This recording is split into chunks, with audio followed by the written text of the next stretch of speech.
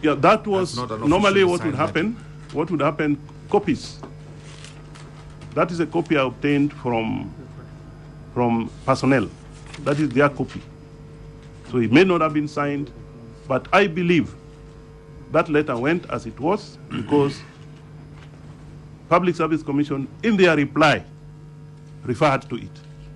The indent, the what do you call the folio, plus the date.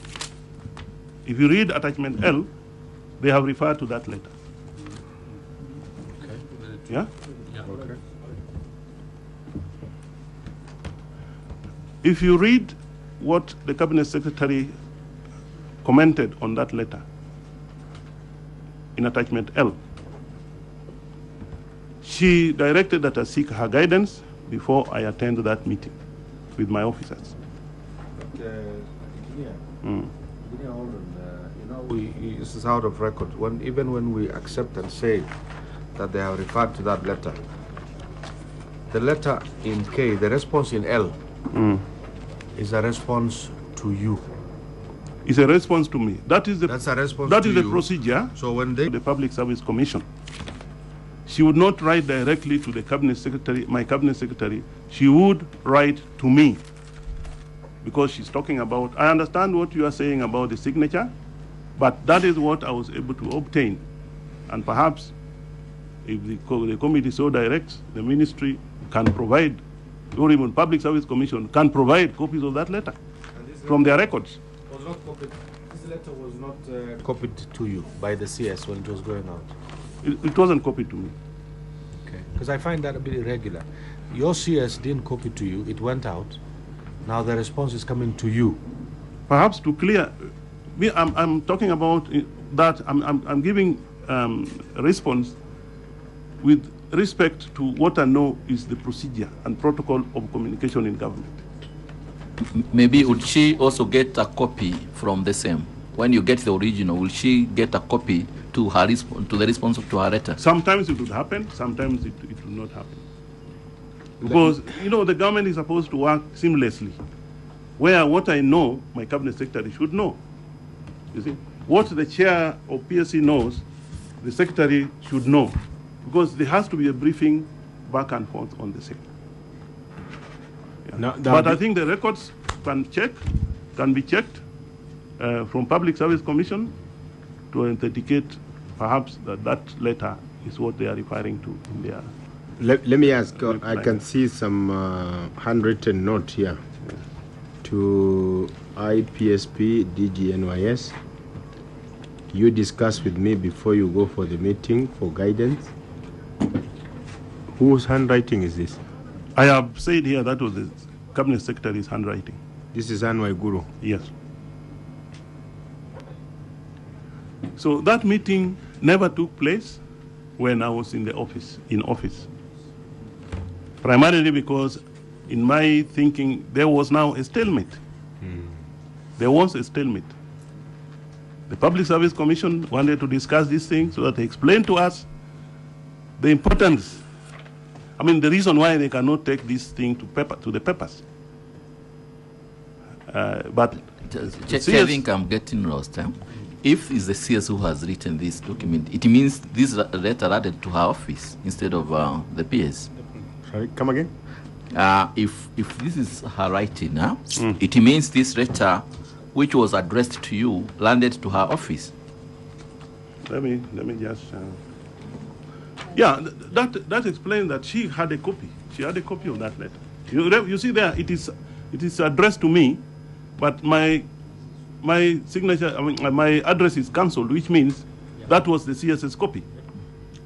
So the CS's copy. That was her copy, against which she gave me those instructions. Yeah.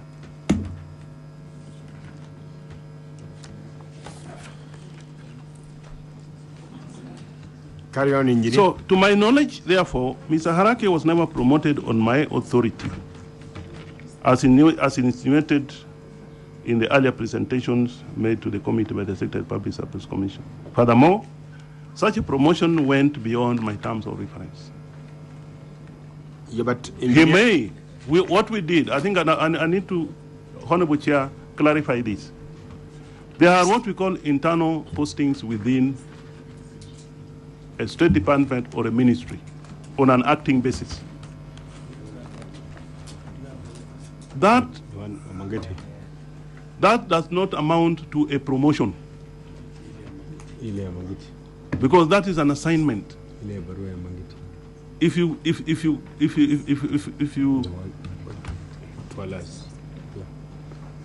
perhaps this honorable committee should ask Harake whether what his salary was. I will tell you confidently, his salary was still pegged under job group Q, deputy secretary, all the duration that he was there. Because if we had promoted him and he was enjoying the higher salary, why would there be all these frantic efforts to have been promoted through PSC? So he was, in terms of now what we call the IPPD, never promoted. He was assigned duties. But engineer, the issue we are talking about here, Yes. this flowery letter of yours, which actually in truth gave Arake even credentials that he didn't have. I will get you that letter so that we read it to you. I have it, Honorable Chair. You have a copy? I have that letter. You have a copy? And that's why I've explained to you. And I've also explained where the letter is coming from. Do you have a copy of the letter? No, I don't have it here. I don't have it. Yeah, because it's important. You see, why I'm finding the disconnect is that here you are pitching tent for Arake to be promoted, and then now you're saying you had nothing to do with it. Mr. Chairman, I see response on that one, actually. To answer that one so that we get it, did he actually drafted the letter himself, or it was drafted for his signature from some other department? I think I have said this, Honorable Chair. I have said it. The letter was never drafted by me. In fact, it came to me by memo. And we had a discussion with the CS over it. And she told me, this letter is being awaited by the chair of the Public Service Commission. But engineer, and that... here, you see, I don't know, maybe it will be difficult for me to explain it further than that. But engineer, it's okay, we understand. But here you are the accounting officer. Whether it was drafted by Waiguru, irrespective, the letter that went out carried your signature. Now, I also want to say this. With this very flowery language. I also want to say this. Yeah. By May 2015, so we should not confuse the term accounting officer and authorized officer. By May 2015, the delegated responsibilities with regard to personnel had been given to cabinet secretaries. So that letter I signed, in practical sense, was on behalf of the cabinet secretary. So when I received this drafted letter with a memo, it is very clear who I was acting on, behalf of. I think that is where I am coming from with it. Mr. Chairman, was it like he could not change the structure and the content of it, even when he was complying with the memo from the CS, or in a way he found his hands tied, or he decided he could sign it anyway because it will not have any effect?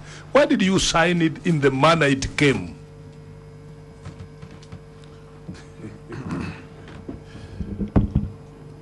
I think I've explained that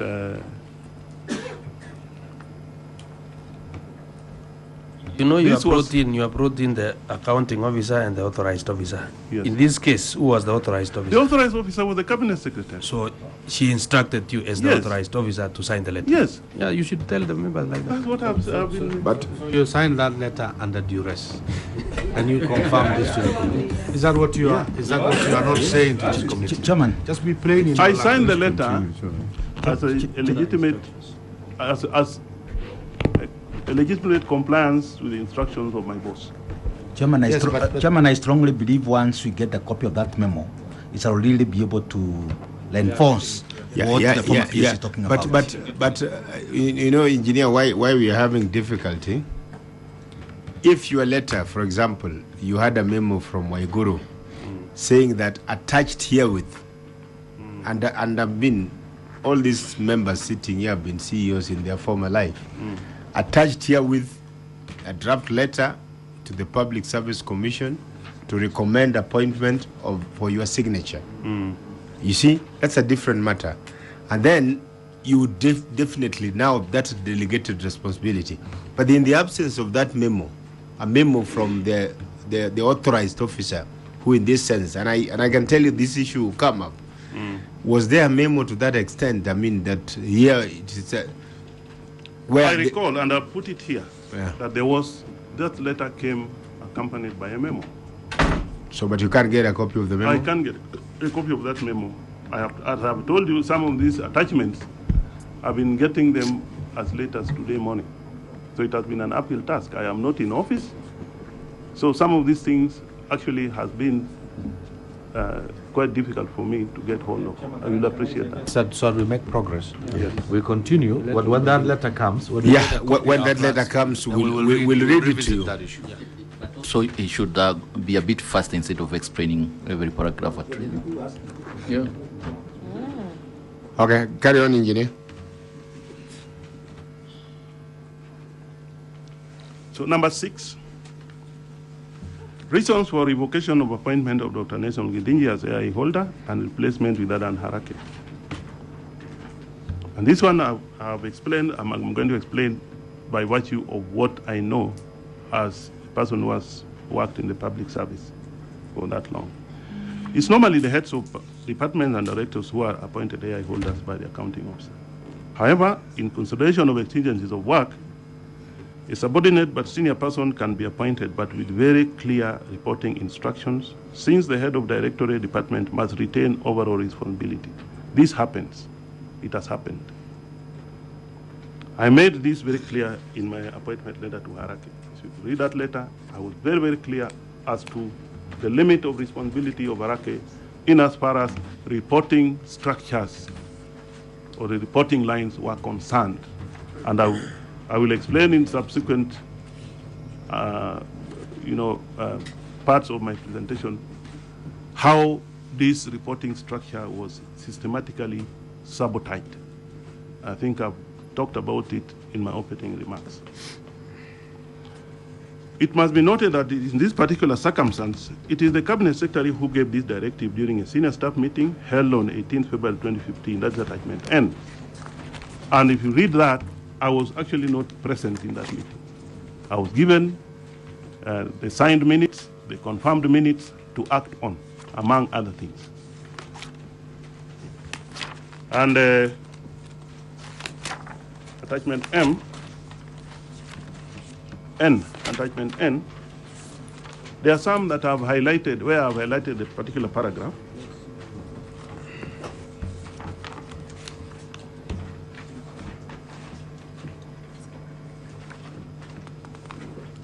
Who is this signing as chairperson?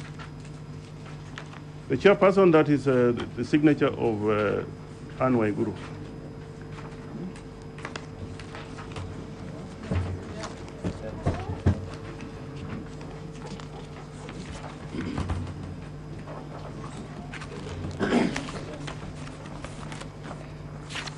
And you can see the minutes are also initialed by the person who was taking the minutes. That is Lydia, by the secretary, that is Lydia Madhya. Now, I honorable members have found the letter, and I request that so that we can maintain a flow, I read the letter. This letter is dated 24.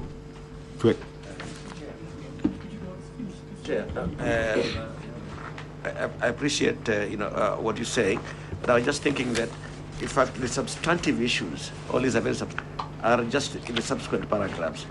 I really would, not to diminish the significance of this letter, but I would really pray that we complete this, and since we have highlighted this, We'll come back to this section. Okay, fine. Fine. No problem. Now that is page 5, the second but last paragraph. Yeah? Page 5 of the minutes. It was noted that the DG NYS was too overwhelmed with operational matters, and as such, many things were falling through the cracks. To address this, the Cabinet Secretary directed that the AIA be withdrawn from the Director General and issued to SDDG, who would have more time to effectively process requests promptly. This directive, the CS emphasized, would ensure that the DG had more bandwidth to focus on strategic leadership of the institution to ensure that NYS delivers on its mandate. SDDG here was Harake.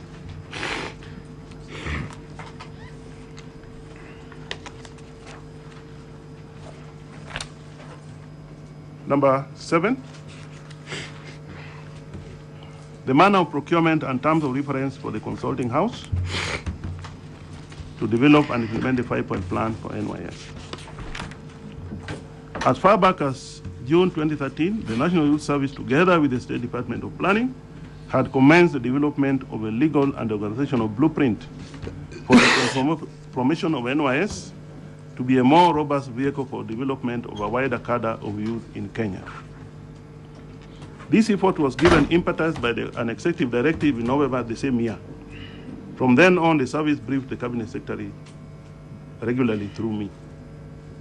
I learned about the involvement of the consultant, the consulting house, when the then DG Rugut briefed me about the directive of the Cabinet Secretary that a consultant take over the restructuring and rebranding of NYS. And as I've said, and I'm expounding it here, the consulting house was headhunted solely by the Cabinet Secretary. And if I go by the reports, the media reports following the appearance before Mr. Ngunyi before you here, he confirmed that it is the Cabinet Secretary who called him and told him that he had a job to do.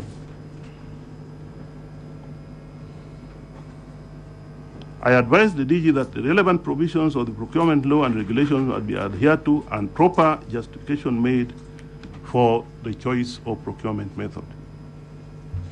I recall thereafter that I raised the matter of procurement with the CS, to which he replied that the assignment was a specialized one touching on security and therefore could be single-sourced. In any case, a decision had already been made at a higher level and the DG instructed on what to do. I then advised the DG to forward a justified requisition to my office, which I marked to the procurement unit for action. Based on the requisition and negotiated terms of engagement, the Ministerial Tender Committee made a determination and award and forwarded an award letter for my signature, followed by the consultancy contract. The terms of reference for the consultancy included development of new strategic direction for the effective utilization of NYS as a catalyst for transformative youth development in the country and implementation support services to NYS once that blueprint was developed. 8, overpayment of Kenya shillings 12.5 million to consulting house by use of a copy of invoice. Given that the process of payments for goods and services through IMIS is an elaborate process requiring processing and or authorization by specially appointed personnel, it is impossible for this payment to have been made erroneously. That is my standpoint. It is therefore points to a possible collusion with the intention to fraud by the concerned officers. As the accounting officer, it was difficult for me to detect such an occurrence since I had no direct operational role in the processing and approval of payments in the IFMI system.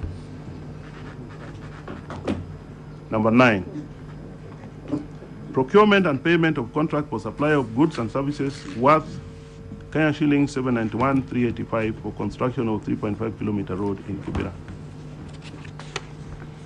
I wish to reiterate that the 3.5 kilometer road in Kibera was to be undertaken by NYS personnel and equipment in cooperation with other government agencies to demonstrate the potential for NYS to undertake such works at costs lower than the market. This was the basis for the takeover of the road from the Ministry of Land, Housing and Urban Development, who had earlier tendered for its construction. In this regard, I had personally taken the effort to have the equipment that NYS had acquired from China arrive in time to be used in the project, not only for Kibera, but for the youth empowerment project as a whole. Subsequently, when the works commenced, I made it clear to the NYS that they would execute the works using NYS personnel and equipment while getting construction materials from suitable source queries with the assistance of Kura, who are also implementing partners. As the work progressed, I made requests to DG NYS for updates on the cost of the works, and from submitted reports, we were on course to achieve the target costs. It therefore came as a surprise to me during investigations that the final cost of construction was much higher than anticipated. The matter is currently in court, and I would wish not to offer personal opinion beyond these observations. As I had said earlier, I had submitted to this honorable committee that I'm a ward of the court, and I stand guided. Number 10, value for money for the supplies for construction of the road. Given that the sourcing of materials deviated from what had been the initially agreed method of delivering the road, and the fact of inflation of rates through wrong entries into the IFMIS system, as was unearthed by the investigations, there was definitely no value for money on these works. Number 11, procurement for supply of goods or services worth Kenya shillings 609, 252, 760 related to various supplies. Again, these procurements and subsequent payments did not emanate from approvals through the Ministerial Tender Committee, through which I would ordinarily be made aware of their existence. Officers within NYS, and especially the AI holders at that time, bear responsibility for using this method of procurement and subsequently approving payments. It should be noted that NYS had a fully functional IFMIS system and procurement and finance units capable of transacting on all but one of the 25 stations of the IFMIS system. That is the transmission of payments, which was done at headquarters. From time to time, I reminded NYS management to observe the threshold of procurements that must pass through the ministerial procurement process, and one of those is in attachment P, as per the requirements of the law. I expected full adherence to the law without exception. However, from the audit revelations, it appears that NYS management did not consistently follow this requirement. Number 12, fraudulent payment of Kenya shillings 240, 751, 576 purportedly to youth cohorts. One of the key pillars of the Youth Empowerment Program was the saving of part of daily payments to the youth cohorts for their community activities in their respective circles. The NYS therefore developed a payment system in cooperation with Safaricom and paying banks. I was concerned about the robustness of the system and instructed NYS to ensure that any request for payment for cohorts was accompanied by authenticated list of particulars of beneficiary cohorts. This was prompted by the routine sample check I had made on some of the requests, which contained only numbers per working station instead of the actual names and particulars of the cohorts.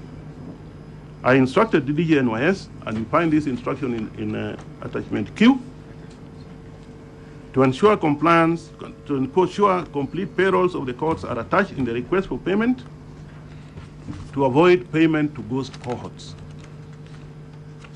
If indeed the payments were fraudulent, then the concerned person may not have adhered to this instruction.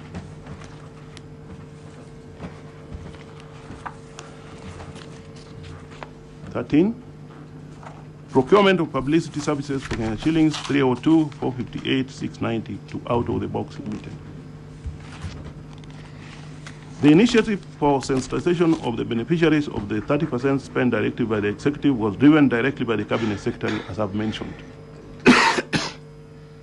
In fact, the requisition for procurement of consultants to undertake the work came from her office.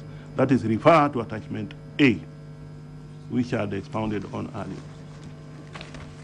It was addressed to my office, but it never passed through me, instead going directly to Mr. Hassan Noor, who was the Secretary of Administration and Chairman of the Ministerial Tender Committee. It went through an open tender process and was finally awarded to Out of the Box Limited. Since the activity falls under the budget program area of women and youth empowerment, under which NIS also falls, the budgetary provision for the activities were under the NIS item for consultancy services. And I consulted with my technical staff, and they confirmed that they had, within the entire program area of youth and women empowerment, budgeted for consultancy services under an item in the NYS budget, which was part of the ministry budget. So what had it been budgeted for? Yes.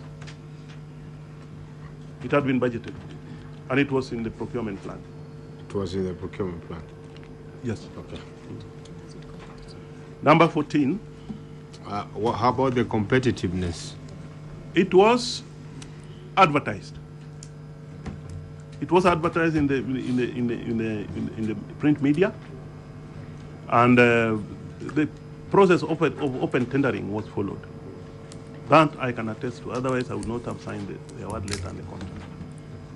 The only thing that did not pass through me was the requisition, because sometimes the requisition would go directly to those who should process them, and not necessarily through me. Yeah. But what was the issue here was that the requisition came directly from the cabinet secretary. Who appointed the evaluation team?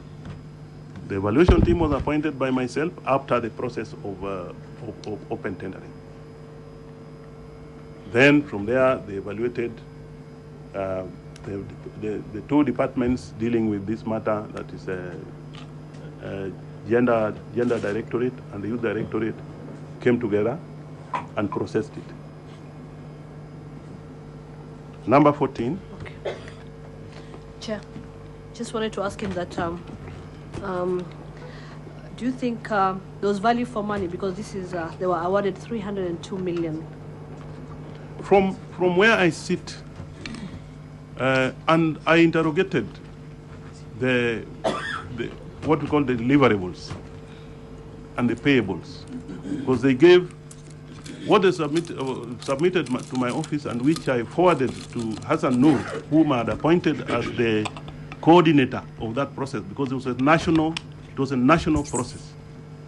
I saw from the methodology that they had given that this was something that was going to be very impactful.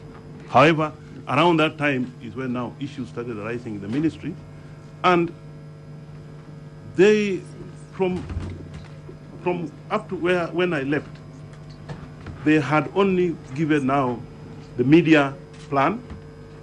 They had given the inception report.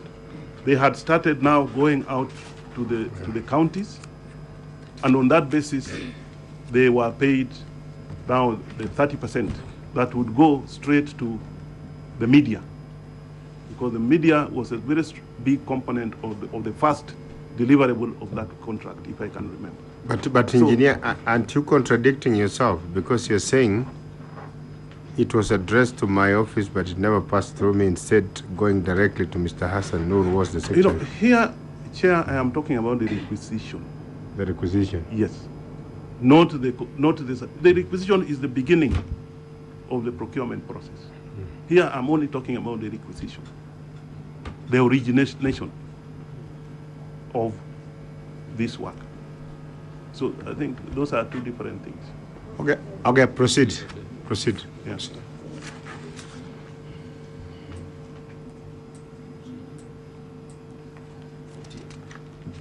(14) Use of forged supplies branch circular for the procurement of goods services was that, following my observation in 9 and 11 above with regard to supplies by contract. I wish to state that should these payments be found to be fraudulent, individual responsibility should prevail. What do you mean by that? If they are fraudulent, those who used forged supplies by contract, because they were not done by ghosts, those things were done by people. They should actually explain how they did this. Because that the issue also of supplies by contract was one of the issues I used to take up every now and then with my colleagues, and it used to bring what we call tough wars, because to me it was a parallel system. It's almost like I knew there was going to be a problem. It was Mr. like, Chairman, as he effectively responds on that, yes. As the overall accounting officer, how do you detach yourself from this? Now, I explained that these particular fraudulent payments did not pass through the normal process through which I would be flagged. Also understand that as the accounting officer, I had no intervention role within the payment system at IFMIS. That is a very important and fundamental issue that I believe, as a citizen of this country, needs to be addressed. Because you cannot give somebody powers which he has no instruments to enforce. Because when you make me an accounting officer, you don't make me a supernatural human being that I can see when people are transacting business at 3 a.m. in the morning. You see, I can't see. So that responsibility should be given together with the instruments that enable an accounting officer to effectively carry out his duty of being an accounting officer. Chair, as it says at 3 a.m. in the morning, at 3 a.m., could you substantiate? No, I'm just giving an example. Okay. Yes. But what are these instruments that you are lacking? You know you are the accounting officer. One, and I raised this matter. You must be alive to the section 88 or 68 of yes, public and finance. I raised this matter with my colleagues in our regular meeting. One, and my colleagues who have appeared before will tell you that it is very difficult if the PS does not have a single slot in IFMIS to track all those many payments within the system. Secondly, the Procurement Act, you see? Now, Procurement Act. You are sharing very important information to your friends. Yes. Who was the appointing authority? Who appointed you as the accounting officer? This is not even friends. These were formal meetings with the National Treasury. I'm in agreement. Yes. You are lamenting. Yes. But were you lamenting to the right person? Yes, because... Who appointed you as the accounting officer? These are matters, in our meetings, we put National Treasury to task. So were you putting the CS Treasury to task? The cabinet, the principal secretary was our colleague. But who appoints the accounting officers? Appointing officers are appointed by CS Secretary Treasury. Yes. You see... Ongiti, you are complaining to the wrong persons. These were structural issues that I think even the country is alive to. And that is the reason why, even now, I am made to believe the second problem that was there is this one of procurement, where the role of tender committees has now been changed to actually give effect to the accounting officer being able. But are you aware of Section 68 of the PFM Act, the role of the accounting officer? And I think are you aware of that? Honorable Madima will come to you. And I think it's important to be on record. Right. Yes. This is what Section 68 of the PFM Act number 18 of 2012 says. In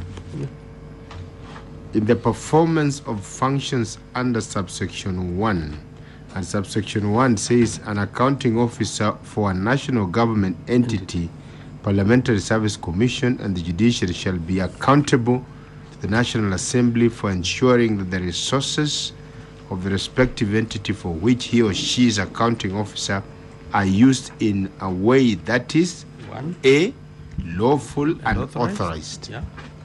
B, effective, efficient, economical, and transparent. Then it says in subsection 2, in the performance of a function under subsection 1, an accounting officer shall, you don't have an option, shall, 1, ensure that all expenditure made by the entity complies with subsection 1, in other words, lawful and authorized, effective, efficient, and economical and transparent. Correct. 2, ensure that the entity keeps financial accounting records that comply with this act. Yes. And more fundamentally, C, ensure that all financial and accounting records the entity keeps in any form, including electronic form, are adequately protected and backed up. D, ensure that all contracts entered into by the entity are lawful and complied with. Even up to there.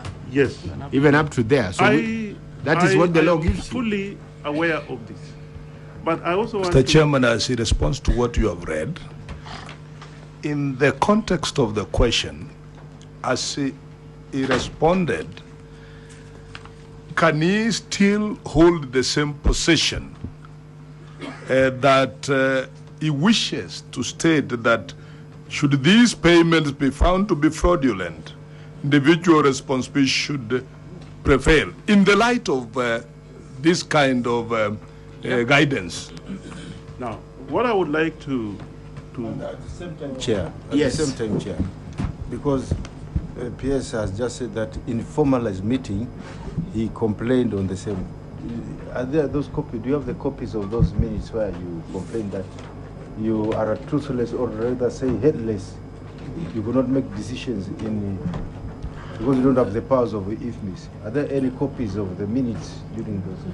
You know, listening to the PS, honorable members, listening to the PS, he was making his complaints to his colleagues, but informally, he didn't make any complaint to the appointing authority. Formally, that look, I have no instruments. No, I would like to... Yes. Honorable Bunyasi. My submission on this is that I think we should not quibble around systemic failures.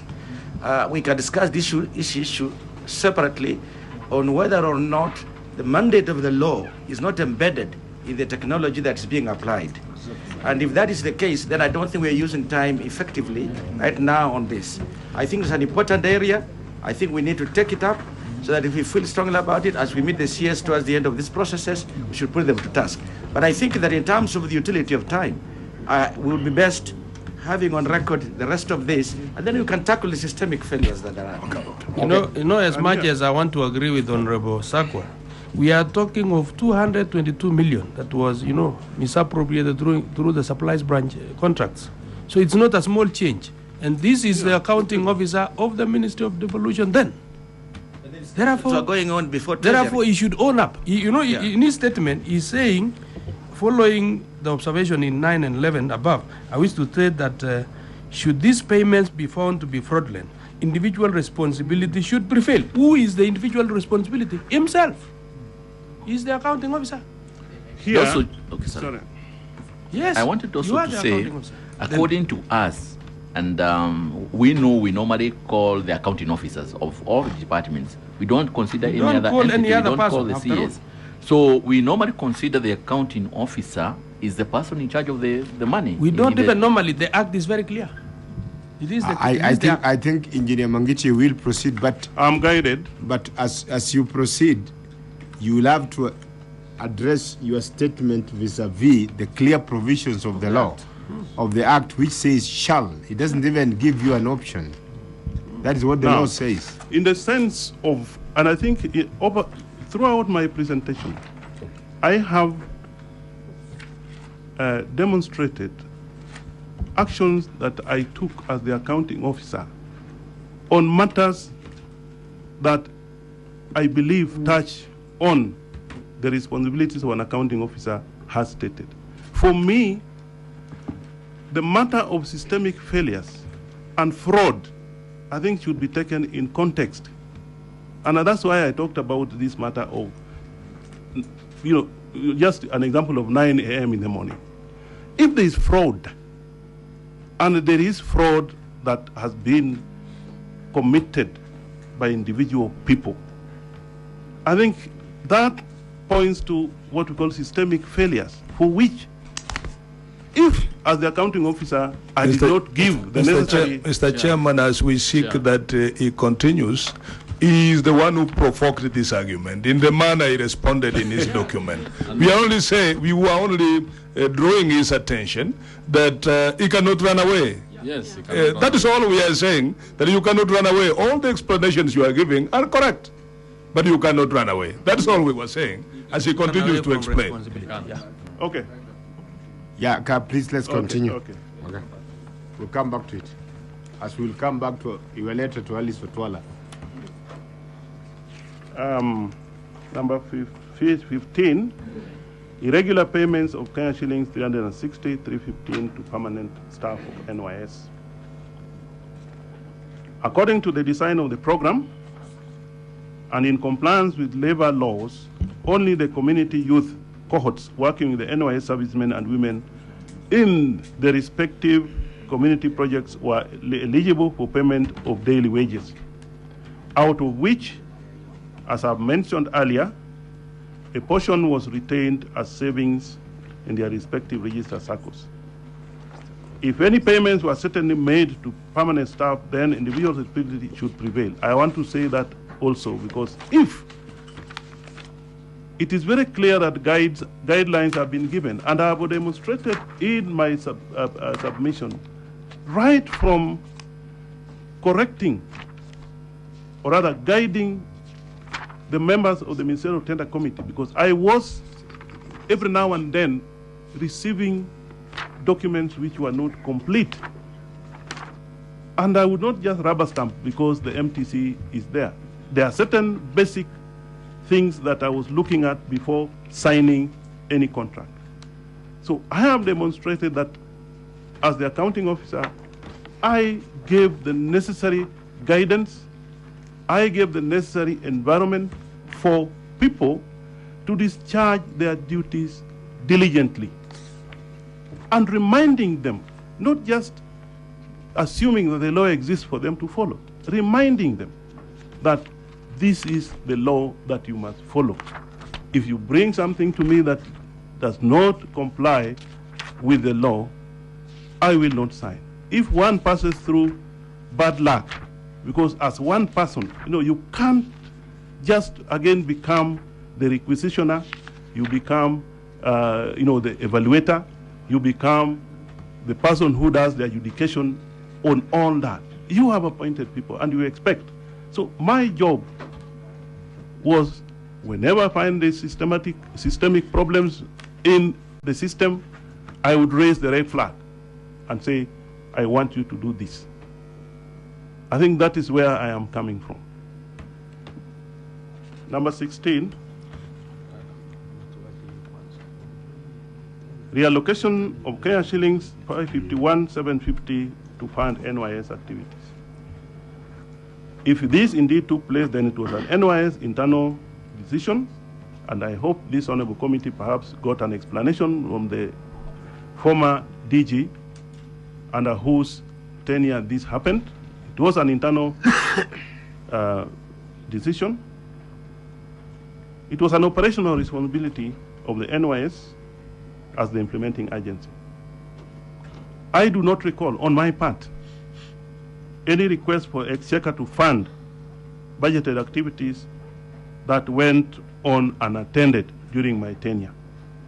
So perhaps if the explanation was that there was no money, so they had to do this borrowing, then they need to explain further exactly why this happened. Number 17, operations of bank accounts by the NYS without treasury approval. I recall giving clear instructions to the DG NYS on this matter when it came to my attention that proper procedure was not being followed in the opening and operation of accounts by NYS. This is an attachment R.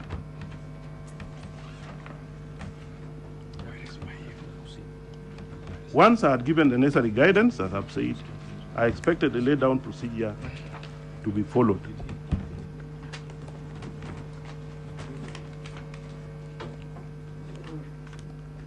Number 18, chronology of actions I took as accounting officer to mitigate loss of public funds when the matter of fraudulent transactions in IFMIS was first raised.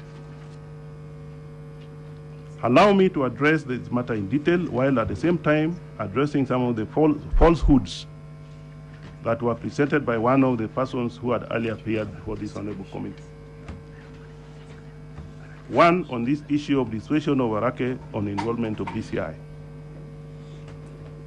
On the 25th May, a finance officer in my State Department of Planning, Mr. Nixon Obura, informed me that there could be problems with commitments of the Kenya shilling 3.5 billion that Treasury had availed for activities at NYS. With the AIE holder, Mr. Radan Harake, claiming that there were commitments in IFMIS which he had not authorized. I immediately summoned Harake to my office to explain what was happening. He reported to my office the following morning, and in the presence of Mr. Noor and the finance officer, claimed that his password had been stolen to make unauthorized commitments in IFMIS. I asked him what steps he had taken, and he indicated that he had called in the DCI. I further asked him why he had not found it necessary to inform me as the accounting officer, only informing me about these matters after I had summoned him. He had no answer to these questions. I asked him who his initial prospects could be, and he gave me the names of those who he thought could have been responsible for this so-called theft. Upon which I took the first step of stopping any further progress of these transactions by writing to the PS Treasury to debar the suspected officers from access to IFMIS. This is in attachment S. So that's the first step I took. It is laughable how Harake ridiculously presented this memo to you in a completely different context. When he was accusing officers of overstaying, and then he's saying that, you know, even the PS had written to Treasury to remove them, without and not having the conscience to at least admit what had triggered this memo, this letter to Treasury. I leave this to the Honorable Committee to judge the honesty and true intentions of such a person. At no time did I direct Harake not to involve DCI. As the accounting officer, it was well within my mandate to assess the situation and make a rational decision on whether or not to call in the DCI. I had not ceded that responsibility to Harake when I appointed him as the AI holder. The fact of the matter is that Harake kept the matter hidden from me as the accounting officer, and I only learned about it from a finance officer and not from him, whom I had appointed the AI holder. This was on the 25th. Harake was very cagey with information. He wouldn't fail to give me a formal report of the nature of these instructions when I directed him to do so. Because when he knew the very nature of these transactions, because he was the AI holder, he had access to IFMIS, he could know which of these transactions would be, and he chose not to share this with me at all. And what was curious that, you know, and he said this in the presence of Mr. Noor, that according to him, these transactions were for works that had actually been delivered. And you remember, he was the main supervisor together with the CSS advisors. He was the main supervisor of the works in Kibera.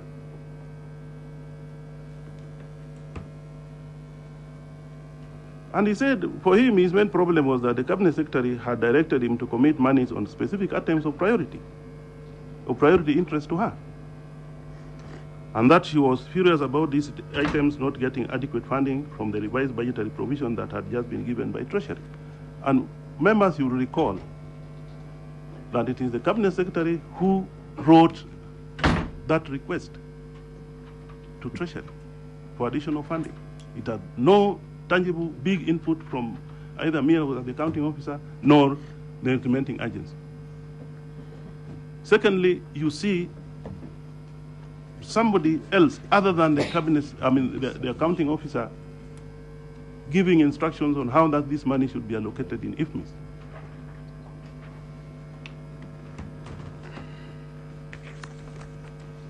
The threats to Arake on the follow-up with DCI.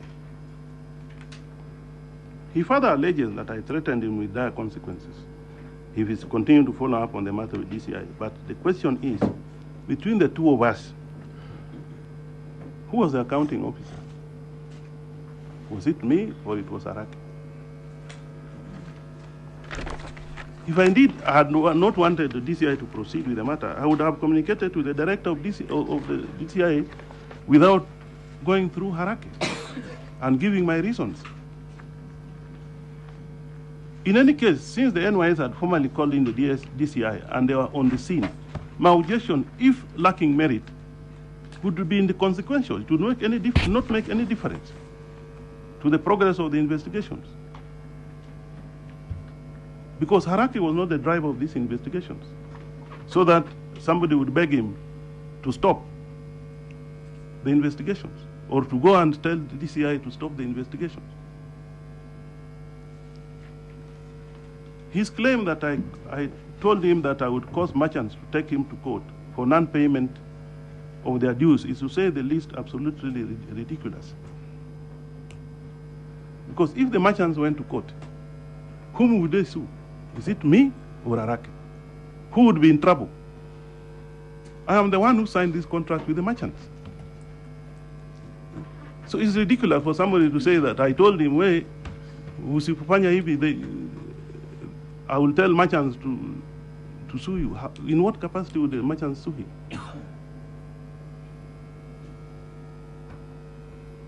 His other claim that I would ensure that DCI fixes him on the ongoing investigations is shocking, as I do not control DCI. I don't. Neither do I assign the duties to officers of the Director of Criminal Investigations. Honorable Chair and members, you would wish to note that at the conclusion of the investigations, DCI indeed found Harake culpable in the attempted fraud. And even before you, that this is a person they found they could not exonerate.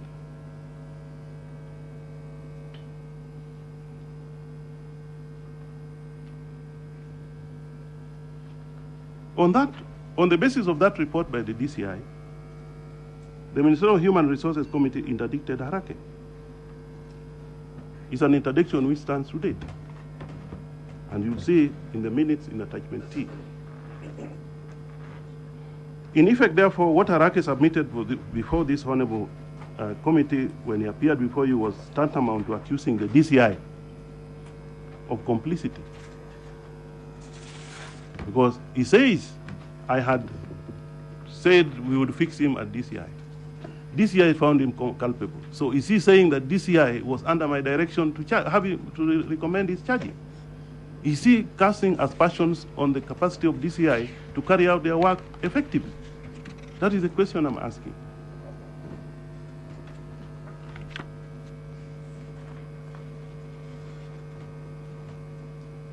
Generally, as an accounting officer and as his superior then, my office had more effective options of dealing with Harake, really. If I really had an interest in this matter to dying, I would have dealt with it in different ways other than just calling Harake, meeting him where to beg him to stop following with the DCI. I would not make petty threats to him. So you know, these claims really clearly depict a person who is filled with the delusions of self-importance, and somebody who is a chronic liar. He's a pathological liar. He also exhibited complete ignorance of public service organization and its governing laws by imagining that I would control DCI. I would also, as the accounting officer, had no powers to deal with him if I was so much interested in what was going on in this fraud. Because even lying really requires some intelligence. It requires some basic logic of what somebody is lying about. And it's no wonder that, you know, later when I left a committee of public service, director of public service management, confirmed him as somebody who is not fit to continue serving in the public service. And now, looking at what I do, you know, in my preliminary remarks, there was a grand organizational plan to steer Harake to the ministry and specifically to NYS. So for him, given that way, he was a person who had developed an attitude of superiority towards even myself.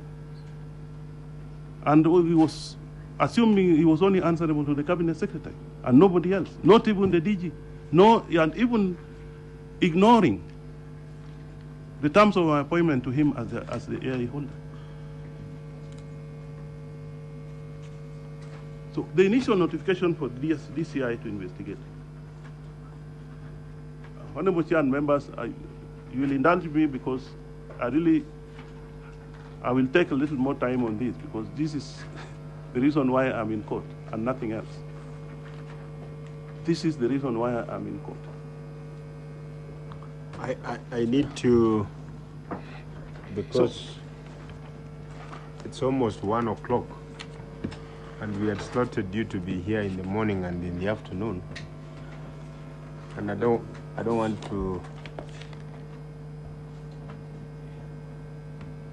to do the marathon that we did yesterday. Some of us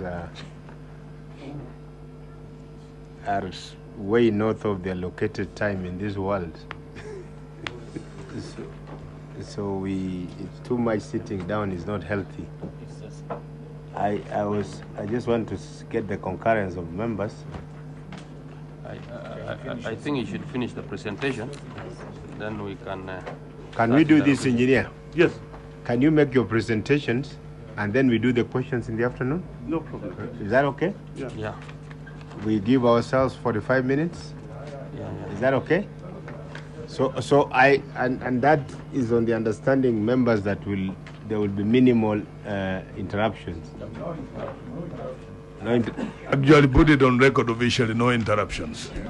Especially from the member for Kitutu Masaba. I am on record now.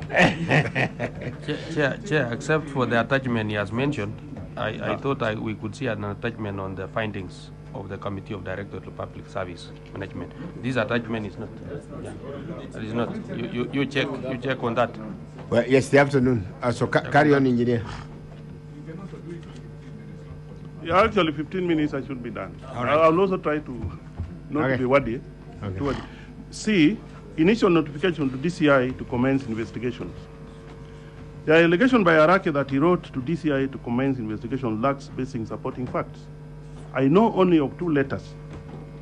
One by Mr. Gishora of the ICT department to NYS, and of NYS to DCI dated 26 May, which was curiously not even copied to me, nor even to Harake, but later forwarded to me by the then Director General, Dr. Gidinji, for my information. And the other by the then Cabinet Secretary, dated 5th June to the DCI. Interestingly, in the wordings of Waiguru's letter, she had already concluded that Harake's IPMIS password had been stolen, even before the investigations commenced. Members may recall that this is the positions he presented to the media. However, in their investigations, the DCI confirmed otherwise, and that is on record. One can only conclude that this maneuver by the CS was an attempt to shield Harake from the onset. It is on record that the then Cabinet Secretary never engaged me on the matter at all, preferring to deal directly and only with Harake and Nur. I can only, with hindsight, conclude that this was an elaborate scheme to let the matter develop under their control, and while keeping me, the accounting officer, deliberately in the dark on the goings on for purposes of finding a scapegoat when the need arose. For instance, memos attachment U1 to U3 purportedly authored on various dates starting with 3rd June 2015, which were only between the two, was in my view a scheme to produce paper trail pointing to culpability on my part. Forensic examination of the alleged memos may most probably reveal that they were written much later than the purported dates, probably after the DCI had released their first report implicating Harake, among others. Honorable members, if you may be in possession of the records from the DCI, if you read Harake's statements, because he was the only person accorded the privilege of writing 3 subsequent statements, you will realize that the memos are a summary of the statements, those subsequent statements that Harake made to the DCI.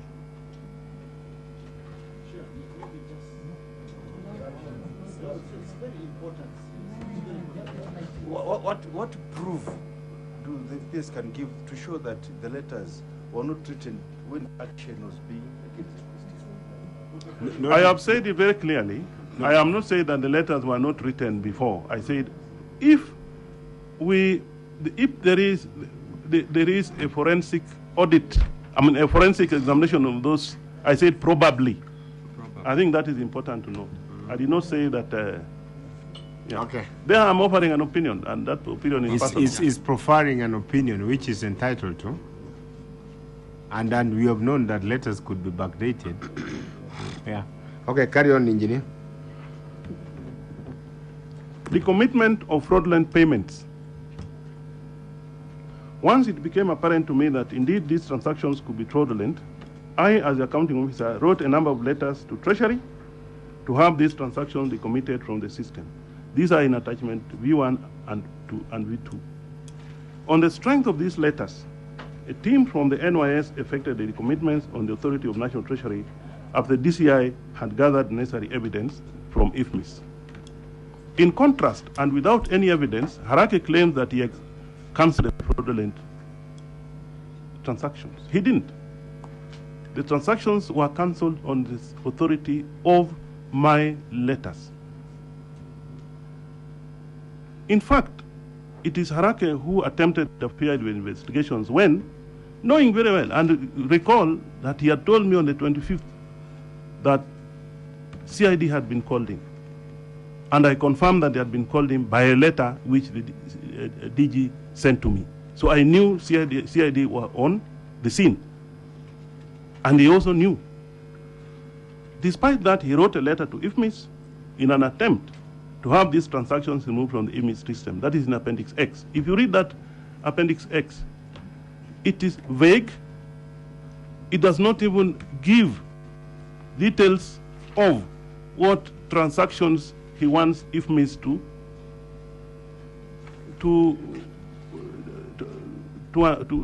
decommit. And why would he want those decommitted when, or rather removed from the system, when CID had just started their work? Why?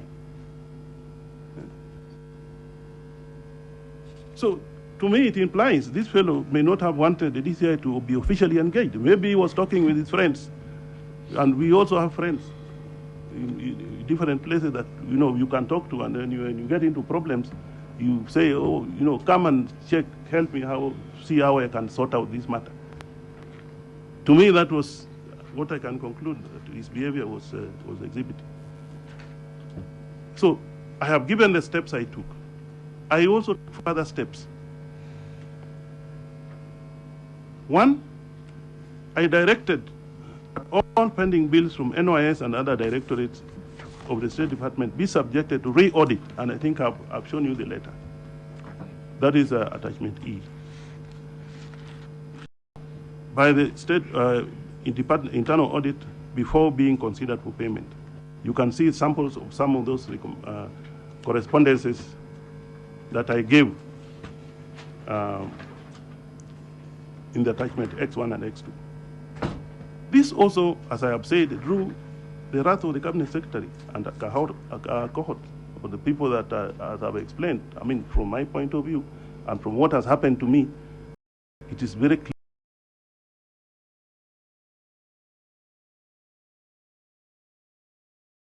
This audit of all pending bills must be done. And I hope, because I briefed the fellows who took over from me of this matter, I hope they took it up, and maybe they even improved the system of re-audit so that we do not have recurring cases of fraud that may be swept under the blanket of people who have been taken to court. But I leave it to this honorable committee. I think you have the power to confirm that indeed this is going on with respect to NYS payments. The other is I gave instructions that all payments whose basis was supplies branch contract should not be honored until the National Audit Office had carried out forensic audit on the same. That I did in writing to the head of accounting. That is attachment Y. I also wrote to the National Audit Office to carry out forensic audit on payments that the internal audit unit had found not to be properly supported. This was on their advice, that since the time was short, I was also under pressure that I'm punishing merchants. I was under pressure to ensure that at least those payments which were eligible could be paid quickly. Those that had problems would now go to, for further re-audit. And I did this under attachment Z. Also, fundamentally, and this also has to do with what I was talking about, systemic failures. I observed that this inspection and acceptance certificates are the weakest link in accountability for payments. I put together an internal team led by the procurement unit to design a standard inspection acceptance certificate, which I proposed to the National Treasury to consider and adopt. I made this proposal recognizing that, you see, for accountability for funds, for payments, there are standard documents which are serialized. But curiously, this particular document, which is really where the rubber meets the road, Treasury has never found it. Perhaps maybe they haven't thought about it. They have not serialized it so that they are standardized across the entire government. That is a proposal I made to Treasury. I think I can ask my colleagues, I can ask if that letter I wrote can be made available to this committee so that they confirm that indeed I wrote it. That is part of the engagements I was making with Treasury on some of these weaknesses in the system.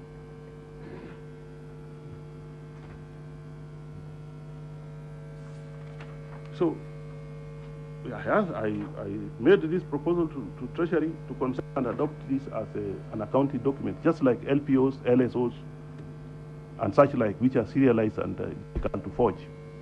And I also brought this matter, let me use the same word, before my colleagues, because as peers, we used to have meetings every month. And I brought it up under the chairmanship of the head of public service, who had been a PS finance before. And I said, look, I think these issues need to be looked at. I have the benefit of having gone through problems as a result of this.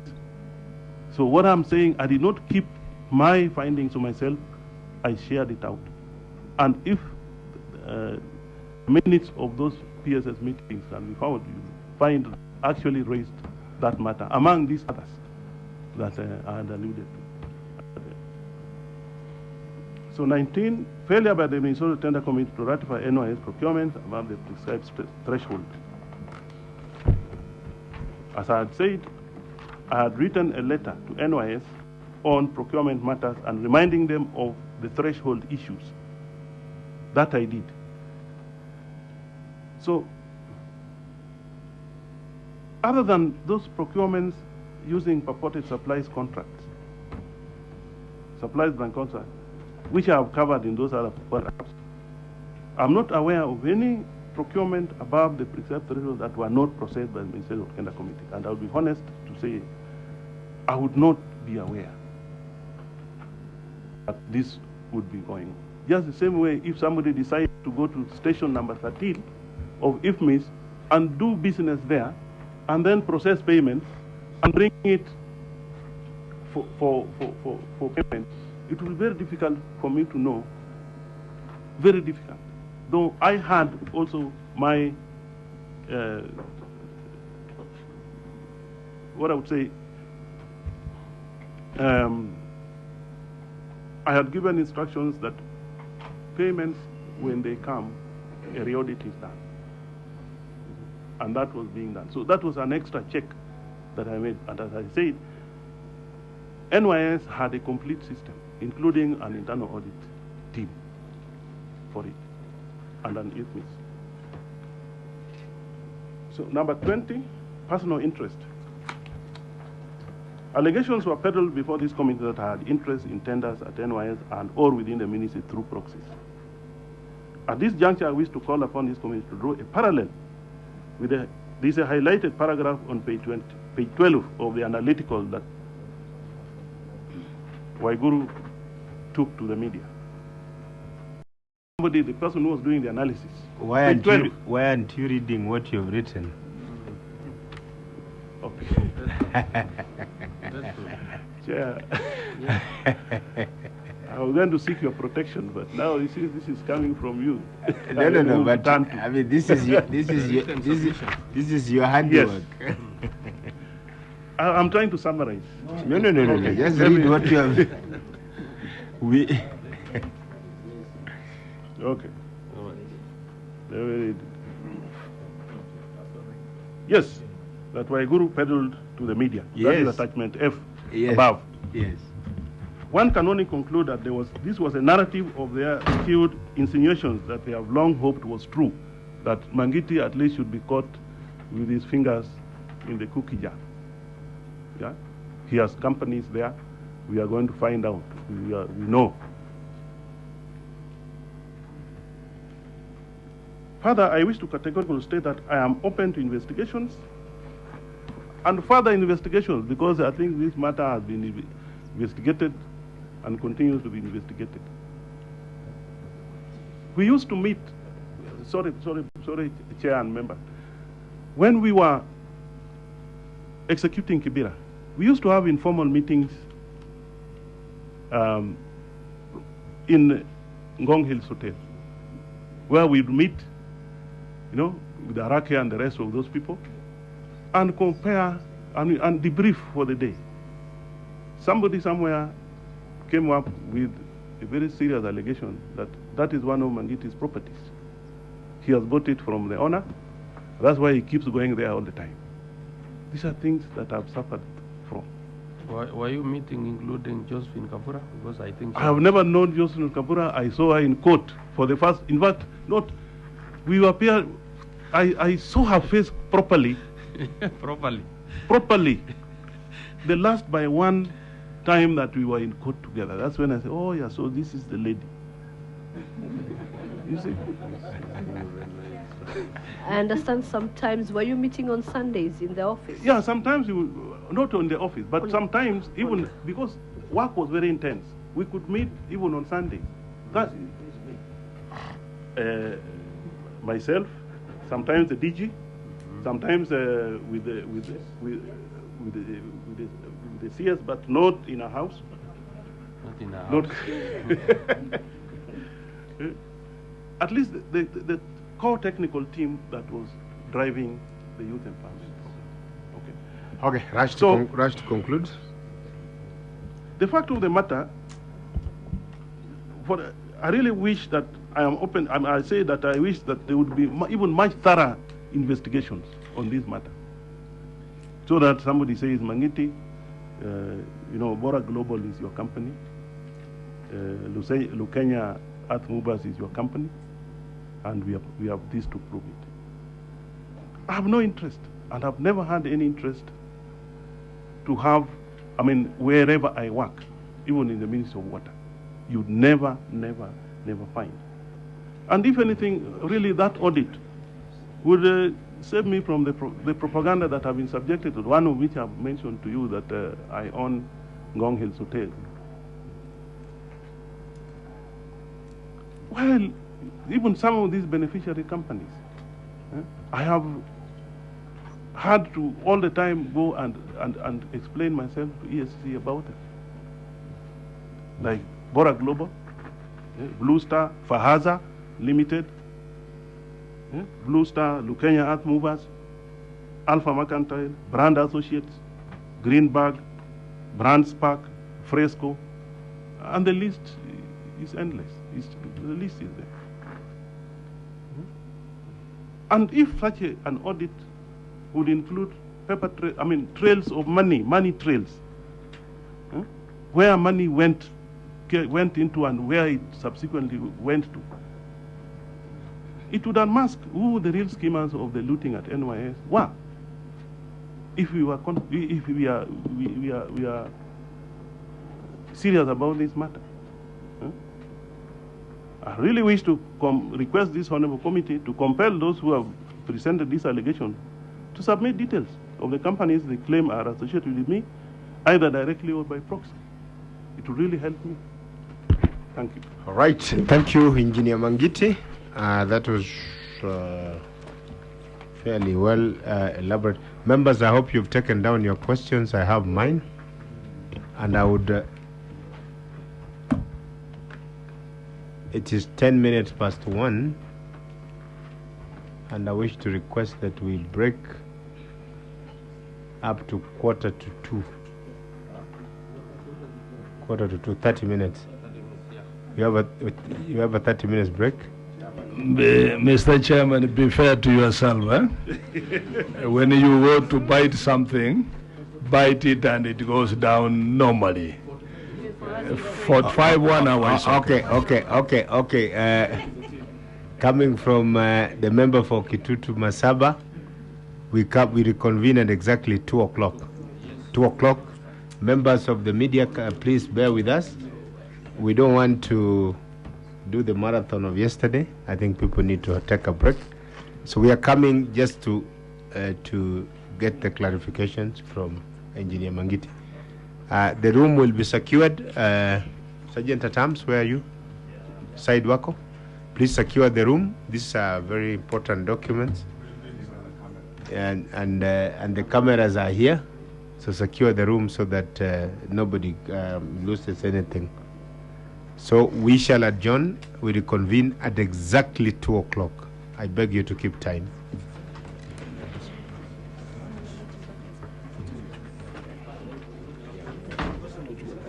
Please watch out.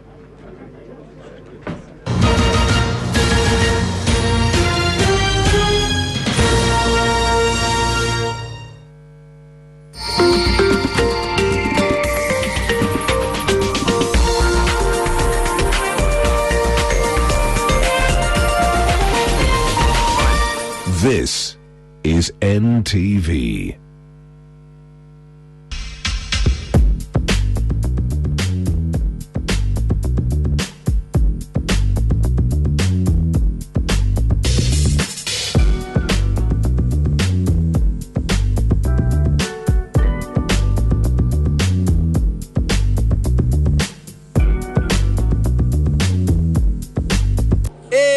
Hapa unaona mafuta ya kupika, Bohua fry, Karaja washing powder, shipping to Addis Ababa tonight. Unaona Karaja margarine, unapaka kwa mkate asubuhi. Karambu power detergent, named after Karaja and Bohua.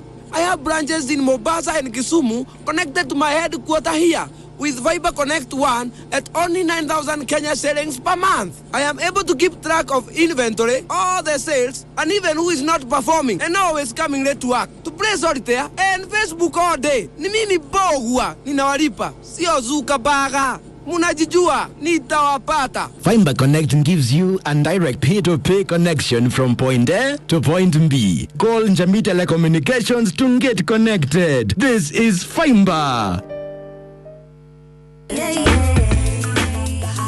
You betrayed a man that raised you as his own son. Stop judging me and jumping to conclusions. Since when did you start giving me orders? Go and ask your stepmother. Don't be sad.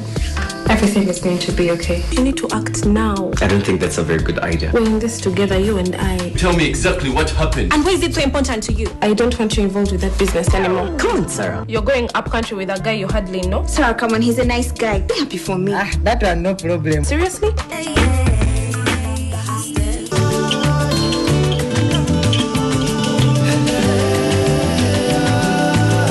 KCB Bank. Go ahead.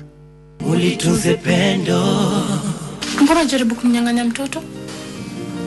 Ameanza kulizia baba yake. Ameanza kusema baba hata kabla ya mama. Nafaa kujintroduce aje? Hey, I'm your father. The one who's been missing in action. Wacha kudanganya, ulifanya nini pesa? Hakuna pesa nakupa. Unajua naweza fanya mkosa na mzungu? Please, don't insult my business partner. He won't be a business partner for long. I think you deserve mtu anaku appreciate vile uko. Ulitunze pendo. You guys want some juicy fruit? Yeah, sure.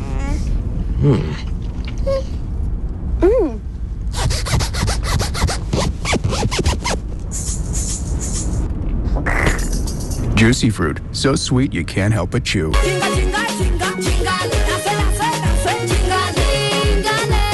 I think Twitter is the sound that is made by a bird.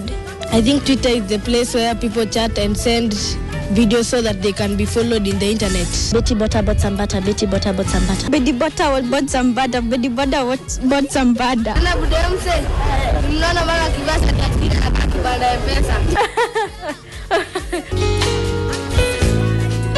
I feel so bad because I'm going to murder this presentation.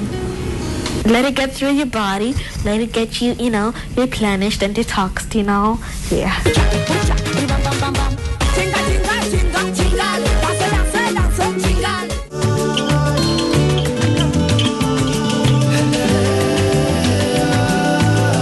KCB Bank. Go ahead.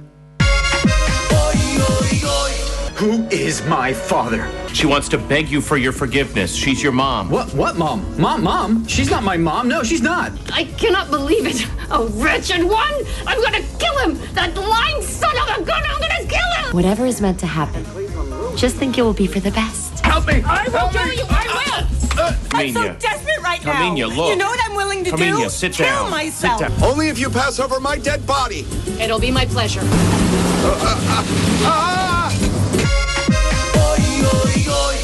You can now attain a degree based on your talent, life, and work achievement. Thanks to Talent-Based Learning Model, the African Federation for Gifted and Talented. Upgrading your existing roof allows you to add value to your home and communicate your home's new look and feel. While roof framing, preparation and proper installation are always important, the materials you choose for the roof can bring the exterior of your roof to the next level. Nyumba zangu zitadumu kudumu. Hakikisha mabati yako yana alama ya ubora ya Dumu Zas Diamond Mark of Quality. Dumu Zas, mabati inayodumu kudumu. Bidhaa bora kutoka Mabati Rolling Mills.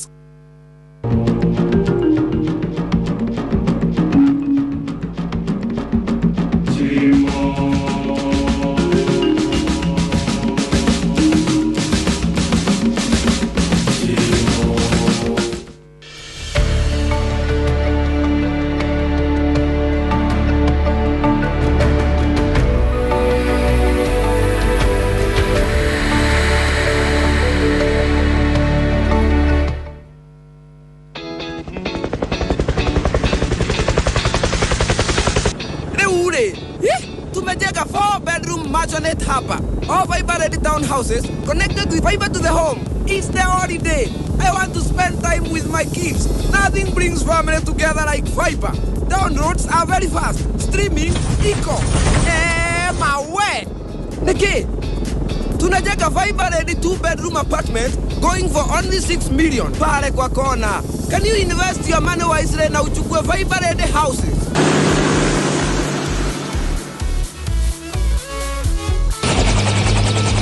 Call Njambi Telecommunications to get connected. This is Fiber.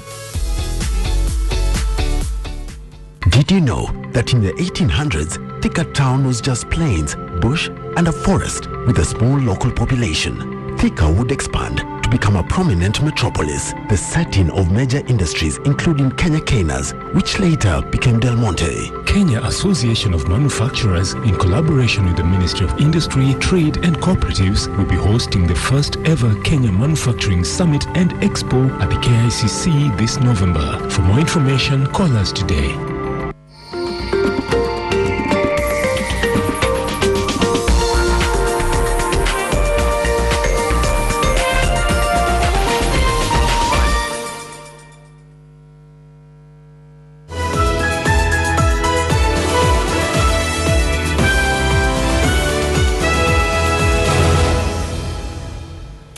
Right, good afternoon and welcome to NTV at 1. It's 15 minutes past 1. We have a few stories making headlines, and we begin with the UN Secretary General Ban Ki-moon, who sacked the Kenyan commander of a peacekeeping force in South Sudan, Lieutenant General John Magoha Kimani Ondiek, following a demand of a damaging report that accused UN peacekeepers of failing to protect civilians during the outbreak of violence in July. The report from the UN Special Investigations found that the peacekeepers failed to respond to an attack on Terrain Hotel in the capital Juba in July, less than 1.6 kilometers from the UN compound. UN Chief Ban Ki-moon spokesperson Stephen Dujarric said the UN chief was deeply distressed by the findings and asked for immediate replacement of the force commander, Lieutenant General Johnson Magoha. Lieutenant General Johnson was appointed to lead the UN's military force in South Sudan since May. Ban Ki-moon added that other measures will follow. Also found that command and control arrangements were inadequate, while peacekeeping